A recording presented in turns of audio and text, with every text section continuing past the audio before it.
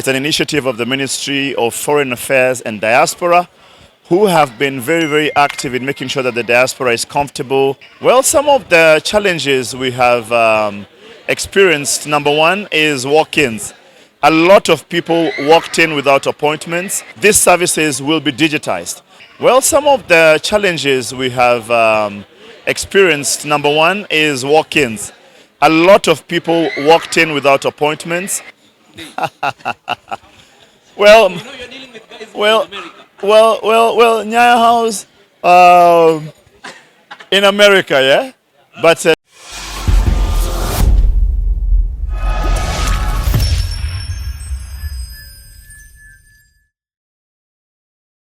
welcome Mkenyamarekanitv to the MCS. MCS is Mobile Consulate Services. It's a service that we've rolled out in the whole of the Americas, Canada, Brazil, and the Caribbean islands. It's an initiative of the Ministry of Foreign Affairs and Diaspora, who have been very, very active in making sure that the diaspora is comfortable, both with consular services and everything else that they have raised in previous meetings. This was a commitment made by the Minister for Foreign Affairs, who promised that we shall have a consular services effort all over America.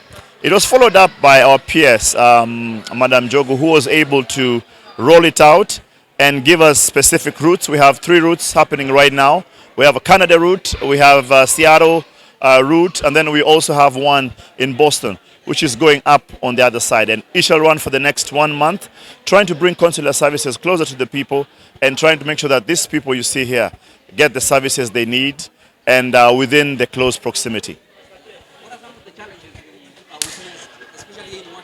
Well, some of the challenges we have experienced, number one, is walk-ins.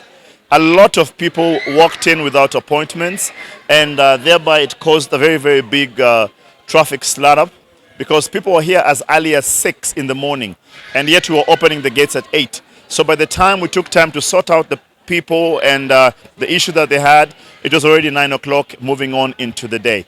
Number two, it's the filling of the form. Quite a number of people, I think, had a challenge understanding how to put together the form, even if it's online. And we've had quite a bit of challenge. And for that matter, we set up a whole area on the side whereby we got volunteers to help us to be able to help other people to fill in the forms and to go to the eCitizen website. Some of the guys had a mixed reactions because they said they had a time appointment and they were not seen on their time. All right, so of course we understand and we appreciate the sentiments raised by a couple of people on the timing of everything. One of the things that happened with this particular exercise, it was oversubscribed. And for example, yesterday night we left here at 2 o'clock in the morning, 2 a.m. in the morning. And what we decided with a group of people who are here at that time is to carry them forward to the morning. So when you carry forward a whole lot of people in the morning, then you have a situation whereby you move on to other people's time and it spills over.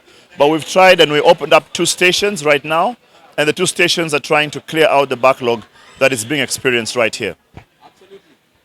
Do you think that we need these services quite often? First of all, I congratulate you for being the first consular to bring these services here in Washington. Do you feel like this should be a beginning of many? Well, I think this is a very, very important step. But also, I think better is the government's commitment. The president, in his remarks to the Kenyan diaspora in Washington, D.C., was very emphatic about us digitizing government services. And his promise was that by the end of the year, these services will be digitized. And right now, as you see, this is one of the steps that has been taken.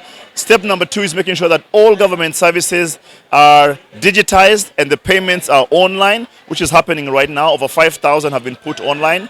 And number 3 will be the big one for the diaspora, whereby every time you want to go get a passport or an ID or any certificate, you can actually go online, apply for it, get it verified, and get it online without you leaving the comfort of your territory. How well can you, because I've realized most of the older generation, they're still having problems doing the online thing. So how can you make it user-friendly for an older generation? Well, I think for now, the best thing that we can do is be able to pair them up with younger folk.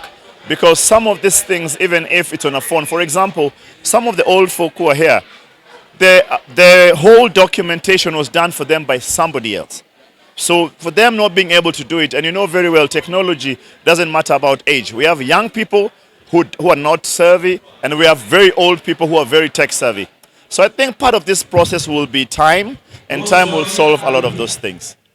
We want to appreciate you for the work that you've done. What would you like to tell Kenyans? Well, for the Kenyans, this is a government's commitment to you in the diaspora. And I know you've been a bit skeptical about all the moves and inroads that we're making, but this is an assurance that government is committed 100% to ensuring that the diaspora is safe, the diaspora is happy, and the diaspora is content, not only by the services government is offering, but the opportunities that government offers. Yeah. Wow, that's absolutely fantastic. There are some guys who say it reminded them of 𝐉𝐻𝐈𝐍 today. Well, You know you're dealing with guys in America. 𝐉𝐻𝐈𝐍 in America, yeah? But definitely what has happened over here has been a game changer, and it will inform a lot of things that we shall do tomorrow. On Monday, we're in Minnesota, and for that also, we shall take the learnings from this particular exercise to Minnesota. How many people have you seen? Like approximately? Right now, we've hit the 1,000 mark, and we're headed to about 1,500 by now. That's fantastic. Do you promise guys of come with like a date or a month? Well, we can't promise, but I assure you that this exercise and the data that we shall mine from it shall go towards improving government services, and this particular exercise in particular. Maybe because you're here, I would want to ask you, and you're still new in office, and you've done a lot of changes as we speak. What are some of the things that you foresee doing for Kenyans in the Northwest? Okay, so I think for me, one of the most important things was the idea of you can never extend friendship with a tight fist. And its government has extended its hand, the diaspora is extending its hand, and now we are pushing it in towards a handshake. And I think this particular effort and this exercise is going to cement some of the processes that we're trying to actually have, which is basically friendliness, enhanced diaspora services by going out into the market, meeting people, finding out what they want, and giving government a human face. And that, I think, is very, very important. And last but not least, the people who will not be served here, what are the processes to come to LA now? Well, for those who shall not be served, we shall advise, but although we do not intend to leave this hall with anybody here unserved. The crew and the staff from the LA consulate and the mission in DC have given themselves 100% to this process. On the first night, we left here at 1 o'clock. Yesterday, we left here at 2 o'clock. And today, last man, we are doing this to the last man. And I can assure you that nobody will be left unattended to. And for those who are not able to access these services, they're still able to apply online to come to the LA consulate, or go down to DC, or even basically if they're in Jamhuri, to be able to go to 𝐉𝐻𝐈𝐍 for their services, which now, for example, has a dedicated diaspora desk where people from the diaspora can be served in one particular area.